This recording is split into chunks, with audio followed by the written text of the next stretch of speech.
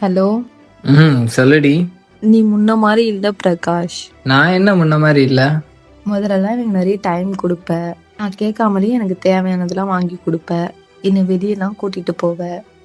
நான் வெட்டியா இருந்தேன். இப்போ வேலை, ஃபேமிலி ப்ராப்ளம் இருக்கு. அக்காவுக்கு வேற மேரேஜ் ஃபிக்ஸ் பண்ணியிருக்காங்க, அதுக்கு வேற நகை எடுக்கணும்.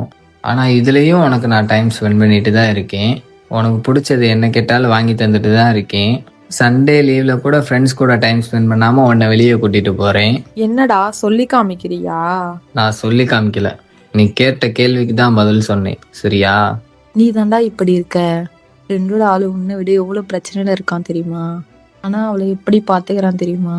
ஏய், அவங்க லவ் இப்படி இருக்கு, இவங்க லவ் இப்படி இருக்குன்னு கம்பேர் பண்ணி நீ நம்ம லவ்வை கெடுத்துட்ட.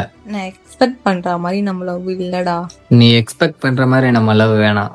என்னோட சிச்சுவேஷனை புரிஞ்சு அக்செப்ட் பண்ற லவ் தான் வேணும். கொஞ்சமாச்சும் பாய்ஸ் சிச்சுவேஷனை புரிஞ்சு நடந்துக்கோங்க.